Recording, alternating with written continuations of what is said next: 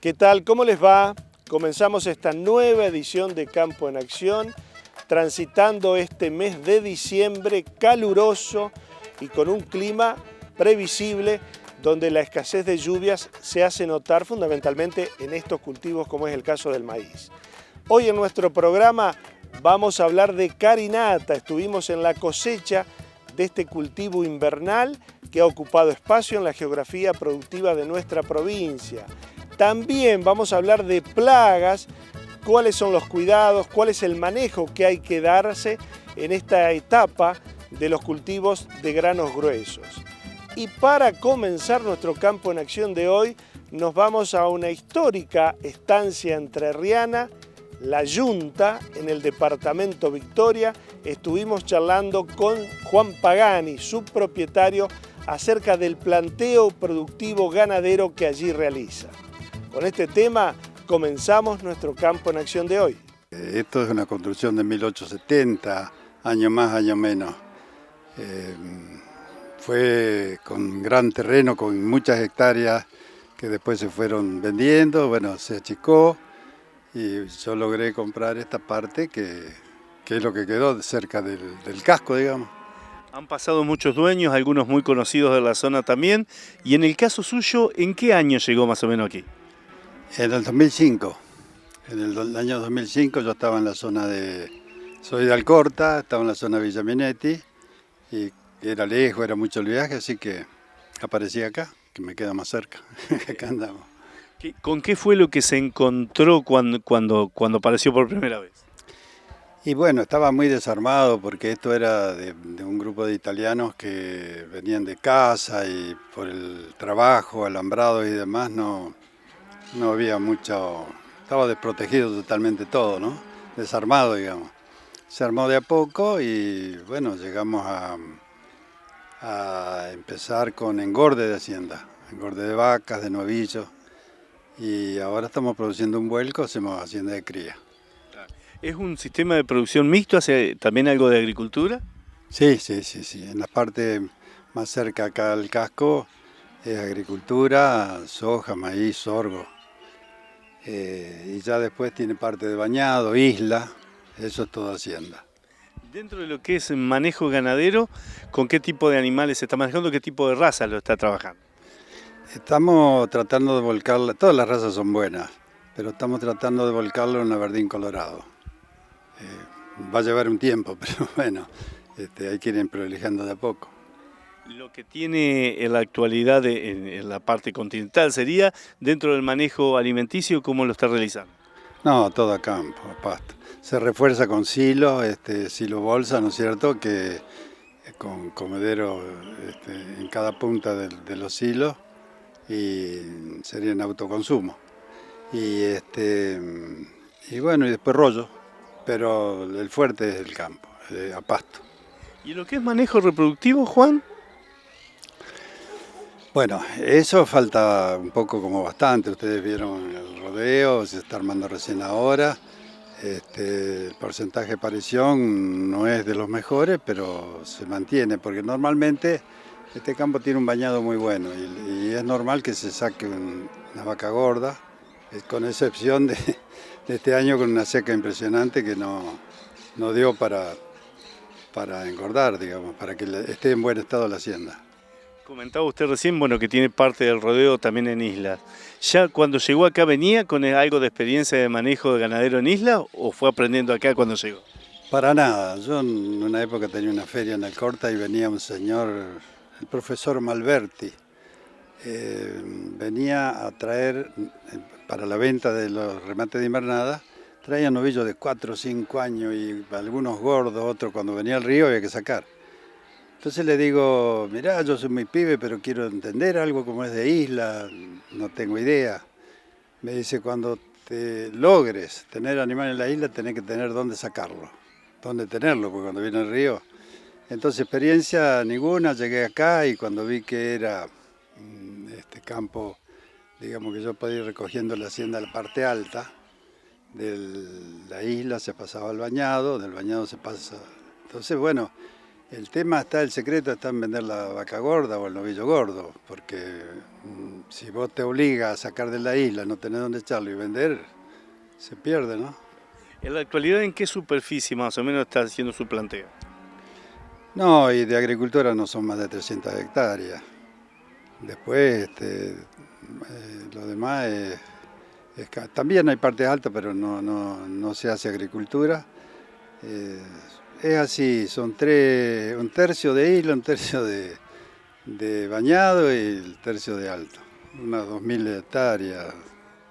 Juan, ¿cómo está la actualidad los valores de comercialización para un creador como en el caso de usted? No, y aflojó muchísimo, o sea, en 3, 4 meses el precio se desplomó.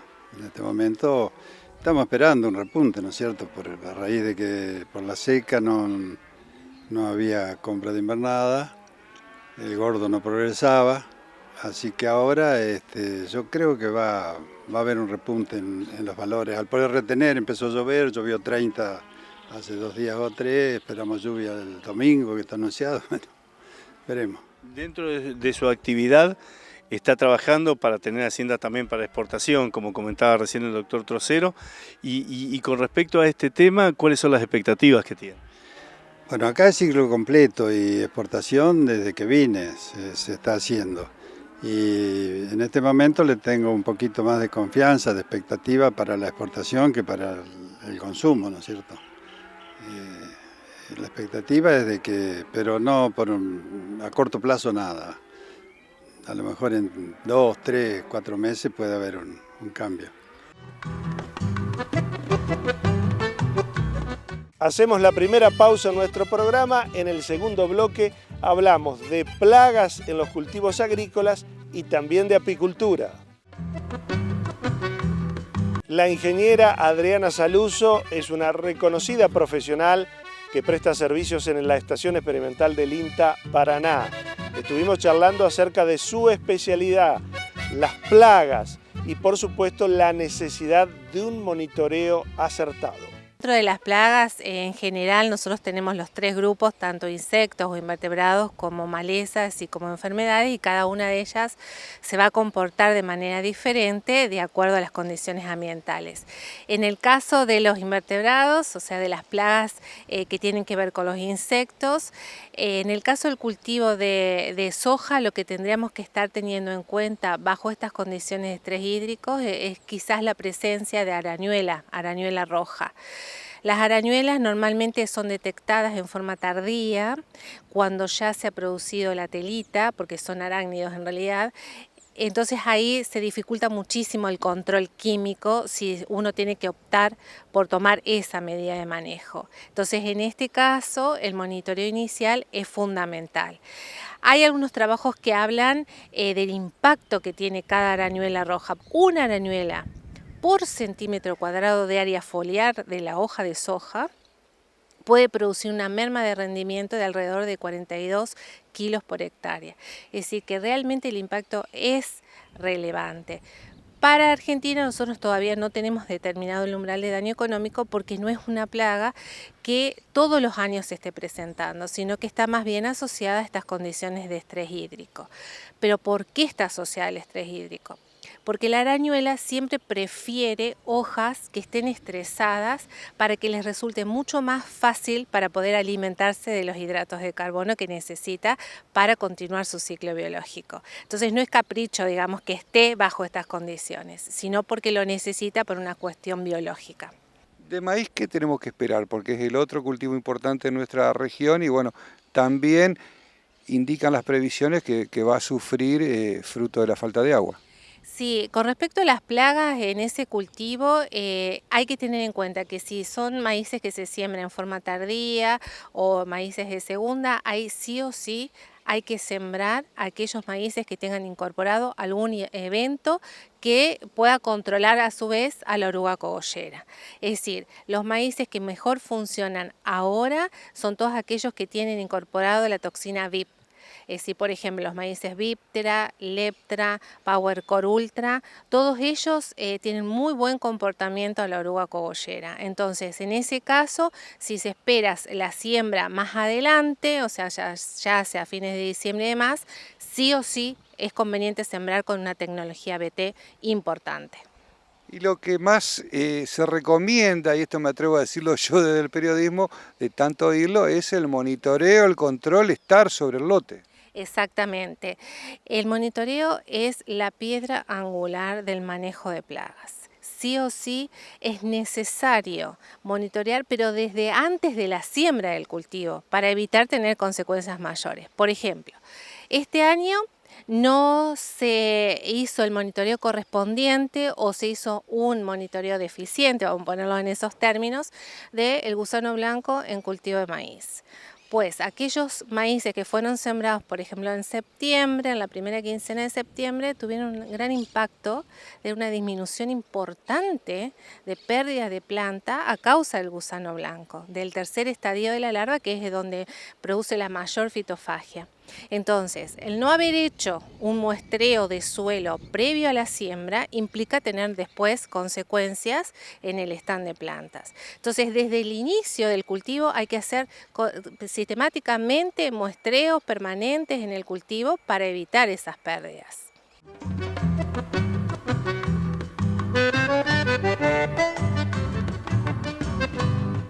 Y ahora hablamos de apicultura. Estuvimos en un encuentro donde se habló mucho de la perspectiva del mercado. Charlamos con un especialista, Rüdiger Kriegs. Acá en Argentina nos instalamos en el 2006 y en la miel llevamos mucha experiencia. Y bueno, hace relativamente poco estamos en Argentina con presencia propia y elegimos Argentina porque es un país de los 3 más grandes de productores del mundo y el único que es un exportador de miel de calidad en abundancia.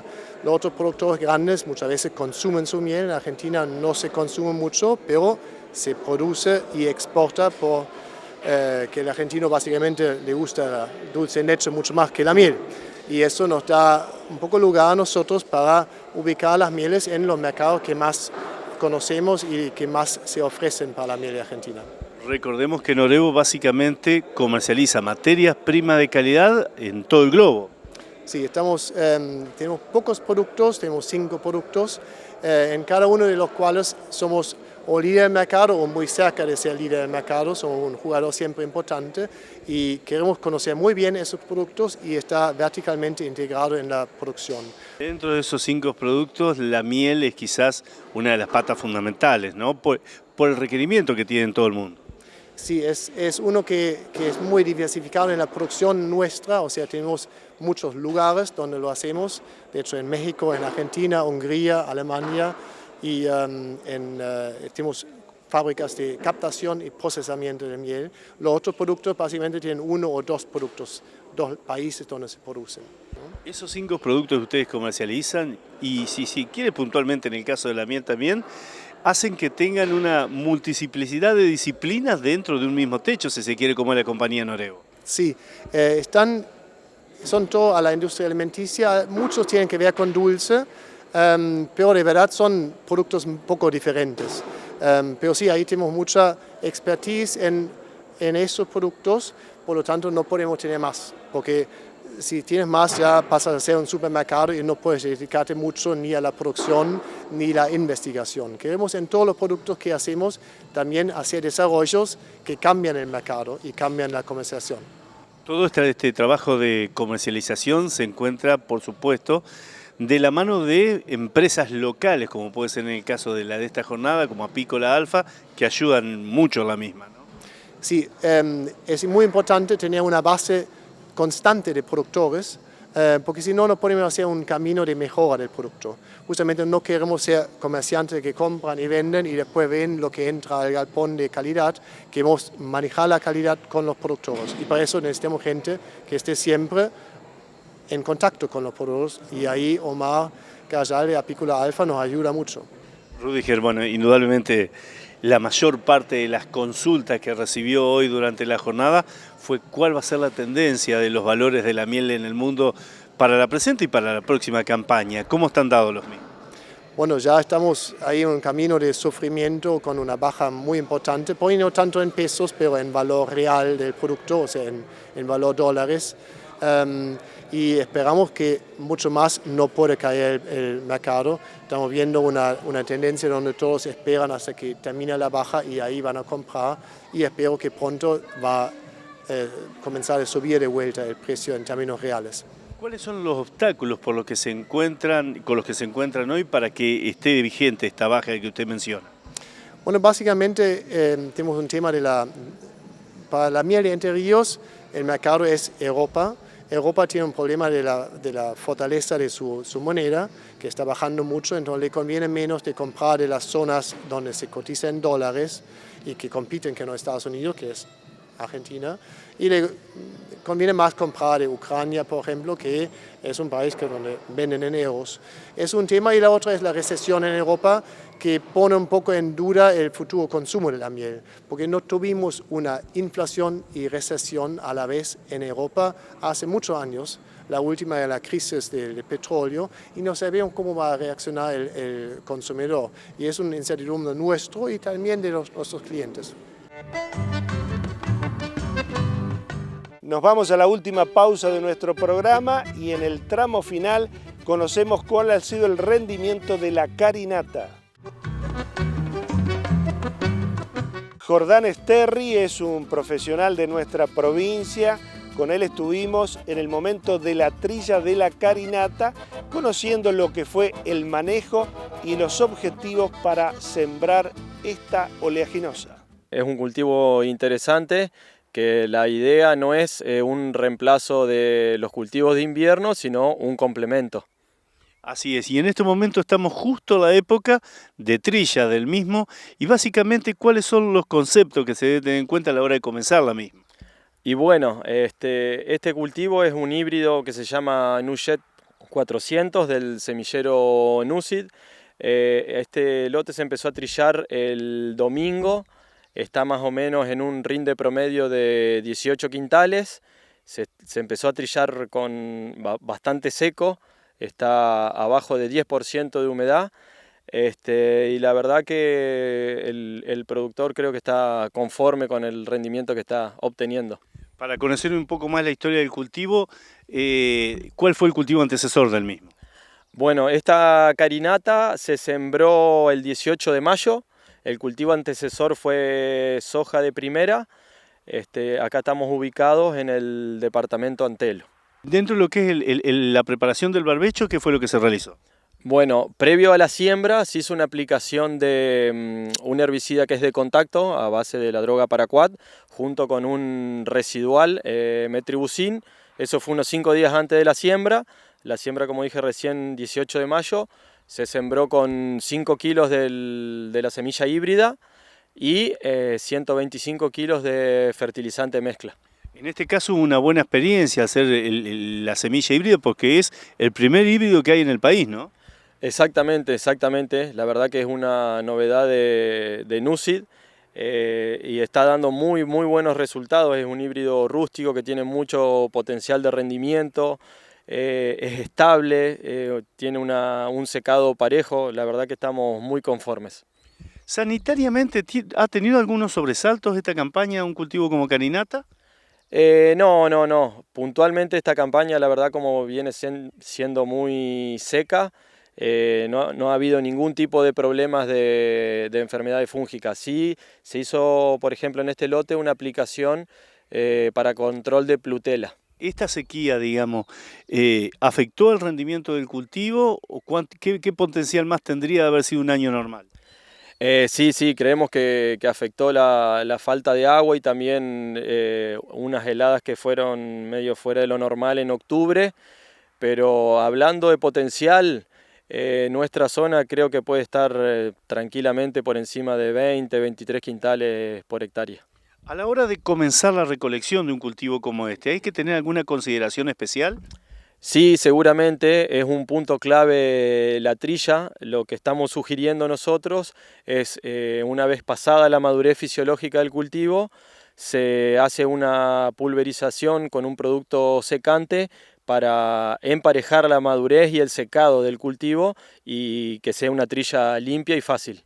Velocidad de la máquina quizás sea uno de los puntos también a tener en cuenta, ¿no? Sí, seguramente tiene que ser una trilla más bien tranquila, cosa de darle tiempo a la cosechadora justamente que darle tiempo a que trille bien. ¿Cuáles fueron los rindes que se están obteniendo en un momento, hasta el momento? Bueno, están siendo medio dispares los rendimientos de acuerdo a zonas, tipo de campo y ocurrencia de heladas. Pero tenemos datos de 10 quintales hasta datos de 20 quintales. Un cultivo que hasta el momento y a pesar de las inclemencias del tiempo da un puntapié inicial para seguir creciendo en superficie en las campañas venideras, ¿no? Sí, seguramente, como dije al principio, la idea de posicionamiento de este cultivo no es en reemplazo de otros cultivos de invierno, sino como complemento, como para diversificar la matriz productiva de un campo. Tiene muchas ventajas agronómicas, comerciales, le vemos mucho futuro. Hablando de los cultivos de invierno, el resto de los cultivos de invierno, bueno, la zona de los departamentos que usted trabaja, como son Victoria y Nogoyá, son muy importantes respecto a los mismos. ¿Cómo ha venido esta campaña? Bueno, la campaña ha sido bastante complicada entre falta de agua y heladas fuera de tiempo, pero para dar un pantallazo general, arvejas anduvieron entre 15 y 25 quintales. Lo que se está trillando ahora de trigo en estos departamentos, tenemos datos de pisos de 20 quintales y lotes cerrados de cerca de 50 quintales, o sea, muy bien. Colzas, tenemos datos también de 10 quintales y lotes de 25 quintales, puntuales y aislados, pero con esos potenciales. Y bueno, lo que se está trillando de carinata que está entre 15 y 20, como dije recién. En cuanto al trigo, ¿cuáles fueron los rendimientos promedios obtenidos?